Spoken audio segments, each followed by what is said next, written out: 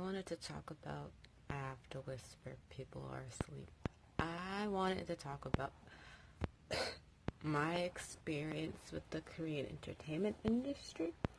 And there's three different things. So one, when I was about 14 to 15 years old, I had been messaged through YouTube, because it's when like messaging people through YouTube was still a thing.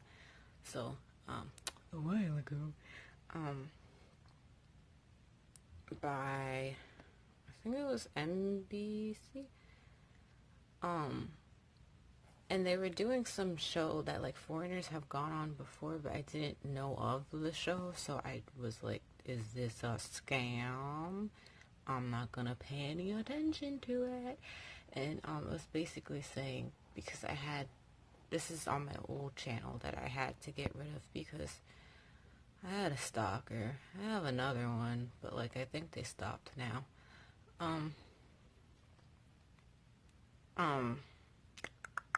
So I had a bunch of Korean covers on there, and it was mainly Girls' Generation, and then it was both their first Japanese album and then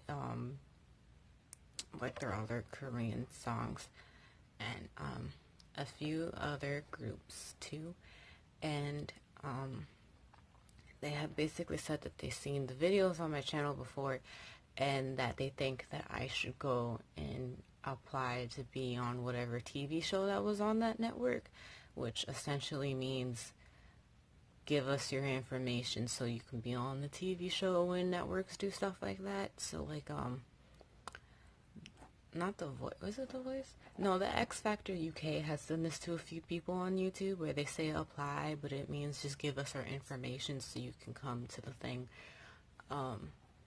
if you're interested. But I was a kid and I was genuinely confused, and I was like, this sounds like the black market. And then I realized that it was real, but because of my parents' divorce when I was little, and the kind of person my biological father is, I wasn't going to be able to go overseas because he needed to be a part of my passport for some reason. I know because we had tried 2 years prior to that even happening. And obviously we can't get his signature, so I wasn't able to have a passport to then go overseas, so I wouldn't have been able to do it anyway. So once I realized what it was, I still couldn't do anything because I can't go to Korea yet. I still went to Korea as a teenager. I just did it as an 18-year-old and not a 14, 15-year-old. I'm pretty sure I was 14 because I was living in Florida at the time, because I lived in Florida for a year when I was about 14 years old. And then, 2 out of the 3 big 3 I've had experiences with. One of them, I'm not going to say which one, so you have 3 options and you can just guess. One of them, it was when they actually like cared about their online editions, which was only like 5 minutes. So this was like 2012-ish. I'm pretty sure I was in Florida then too. And I did the online audition, and I wasn't really 100% thinking anything of it, because I was like, they probably don't even pay attention to this anyway. But I got an email saying that it was narrowed down to me and like 6 or 7 other people. And then I got another email that was sent to only me and then 3 other girls. And then they said that if you make it through this part, then you go and you do like the live stuff where you actually have to go down there and do a proper live audition and do all the different things they tell you to do. So to sing, to dance, what are your special talents? If you don't want to dance or you think you can't dance, just to clap so they can see if you have any rhythm. And like a short like interview little thing, things like that. But I didn't get past that last online audition crap, so I didn't go do the live auditions. And then another, oh god, see, I have to film in the most awkward place. Save me, Jesus. The last one, the third thing, is that I auditioned for these people, I think about 2 or 3 times? No, 3 times, because 2 in America, once in Korea. And the 2 times in America, because I wasn't really paying attention in Korea, because I was more just sing and then leave, just sing and then leave. The 2 times in America, this company does this thing where it is confirmed with people that used to be trainees, so I know I'm not just delusional. But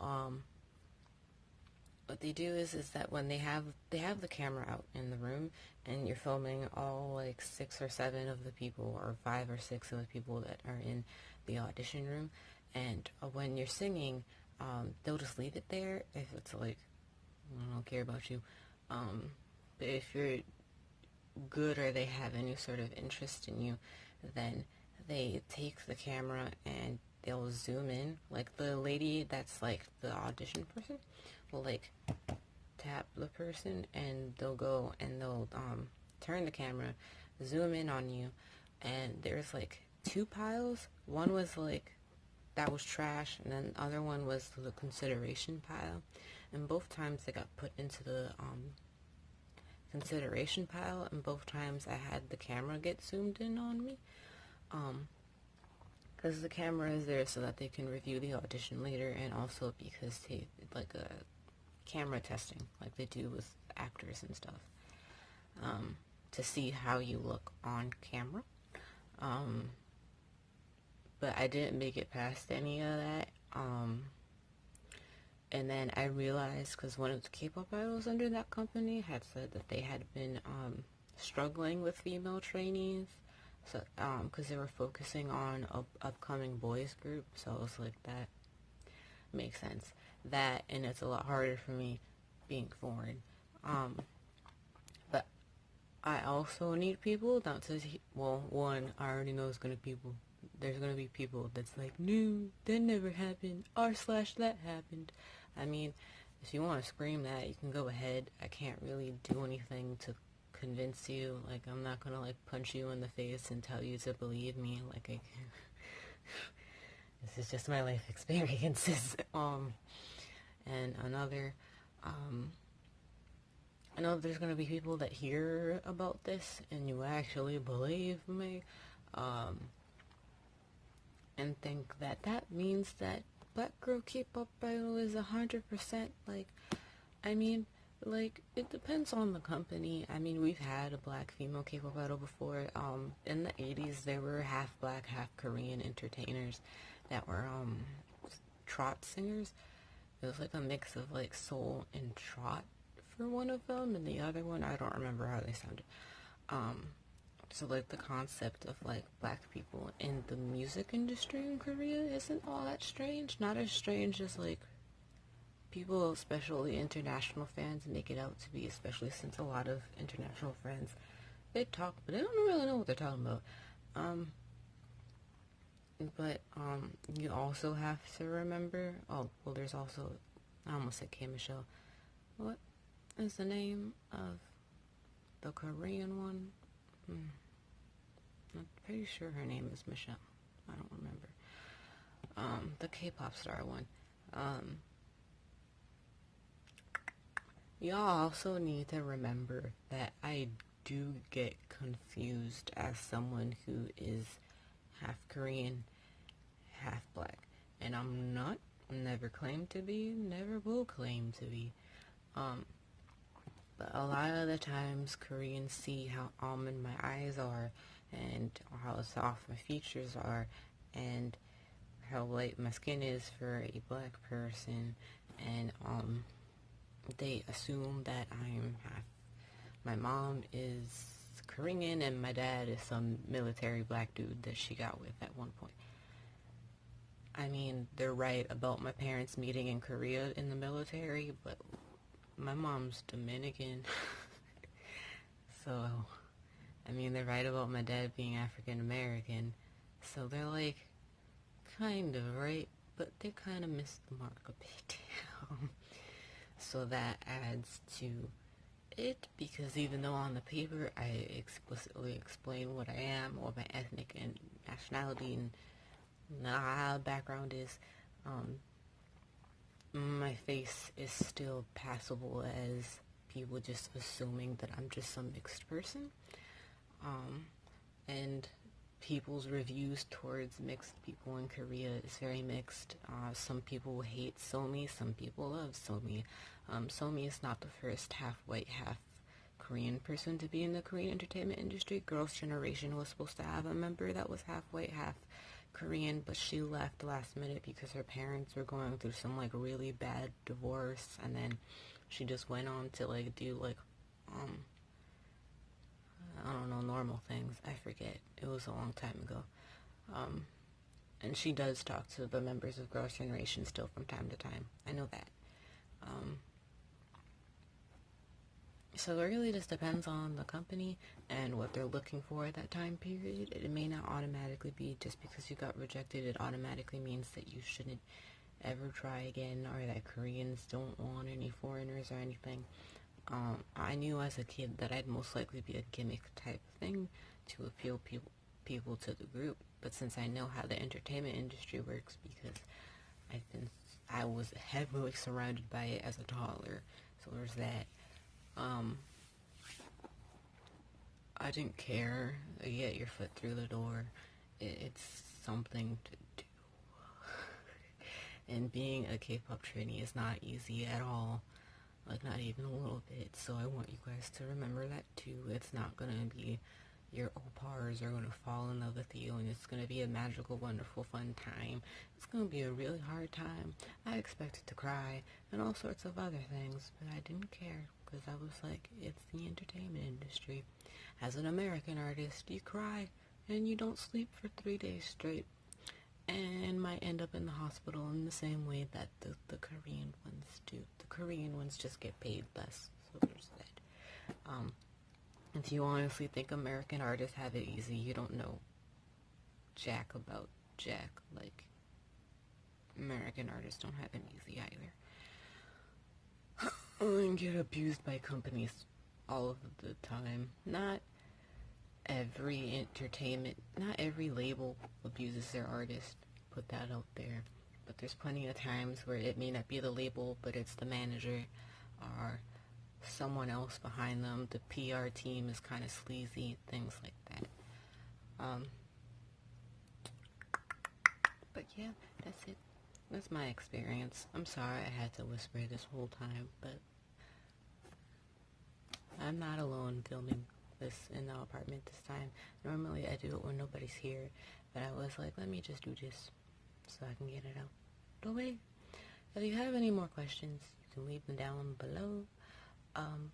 Again, if you insist, I'm always saying this over and over again because kids at school would give me a hard time, and then when I would show them proof of this, like the email or whatever, they'd get angry at me and then just scream how I want to be Korean. So I've just had very strange experiences talking about my experiences. So it's hard for me kind of to talk about it, which is why I didn't talk about it for so long. But like, here you go. You can have fun with this information. That's it. So I just noticed that my keychains are most likely clicking up against this whole thing this whole time. My tripod, whatever the crap it's called. Help me, Jesus. Oh God. But I lied. I also wanted to mention that there was a time where at the New York auditions for this company, there was another Hispanic girl that had gotten held back, but I don't think she made it through. They were mainly holding back boys, from what I noticed, because whenever people had to wait a longer time, it was always a boy that came out. So again, this company was really looking for boys. I wish they kind of would have just said we're holding a boy audition, because that would have, not wasted people's time. And I also wanted to mention that one of the K-pop star contestants, the one that like was half blonde, half black, um, I live like a town over from where she lives, so there was a lot of people who knew like who she was, so that added to why kids like stopped screaming that I was delusional. Some of them that knew the girl, and the girl's not Asian. Um, so like that helped people stop screeching at me a little bit, but like people still did anyway. It was a jealousy thing for the most part. I got bullied a lot in high school. I'm saying I don't want to talk about it, but I'm gonna talk about it eventually.